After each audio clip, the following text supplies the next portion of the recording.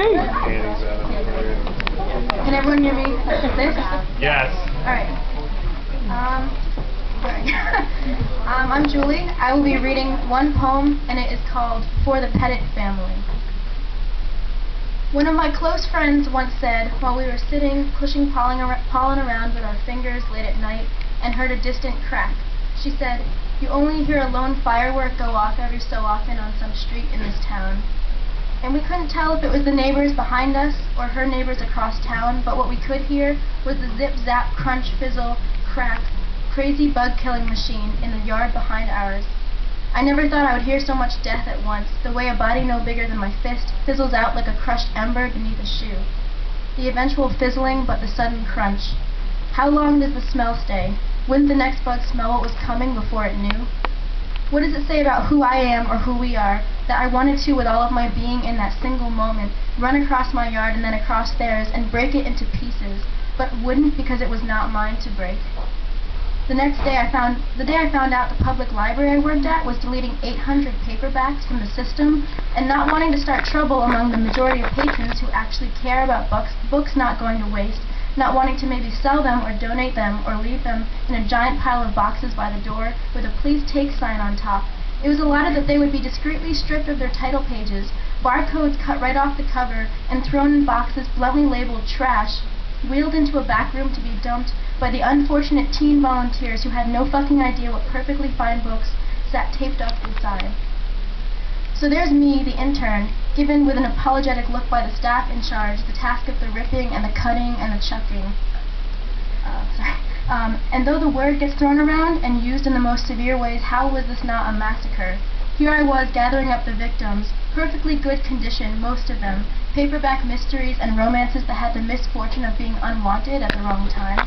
Me piling them up and stripping them of their identities, and then piling them into dark boxes like the train cars of the 30s, to be secretly dumped before the public took notice. To make room for those that were wanted. My Jewish ancestry trembled and scolded, but the argument arose that the enemy chose to.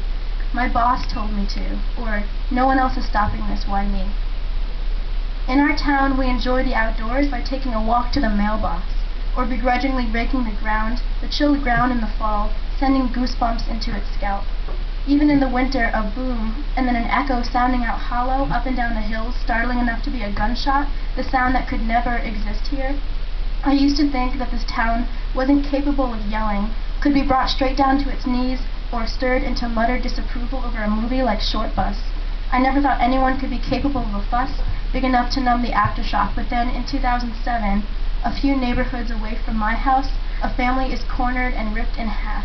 The father bound and beaten with a baseball bat from his own backyard, his wife escorted to the bank by one man, like her own fucking chauffeur, whispered to the bank teller, "Call 911, he's taking $15,000 from me," then brought to her knees in her once clean living room, watching her 11-year-old daughter molested by the other man, and the pillowcases tied around each daughter's head, the gasoline squirted over their bodies like that same semen the men laid inside their mother, and burned, the house gone up in one flame like the echo of a scream, and the father running down the street to a neighbor who can't recognize him because of all the dark blood sucked up through the canals of his body and rushing from his forehead. And all this a few blocks away from my family, our car turned off, soft sounds of shuffling and nibbling breakfast, parents scooted off to work, and my brother home alone. I'm hoping that our town takes notice, but what I don't realize is that there are already the deepest cries howling through the streets and towns, and the chant goes, "Death, death, death." But God is the only one who knows the number of casualties this week, and the father is the only one left, his hair tucked behind his ears.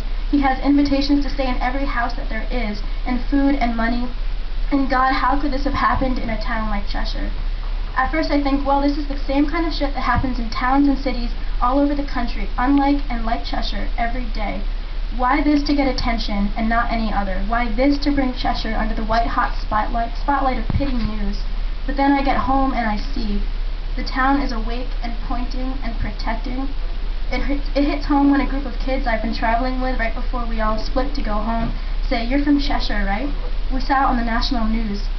And that night in January, when 130,000 luminaria candles line the streets of our town like some beautiful runway to heaven, me driving home and feeling too like I'm being led somewhere that can only be the right way, into the arms of a place that knows what's right, and what's god-awful wrong. I listen for a lone firework, and instead I hear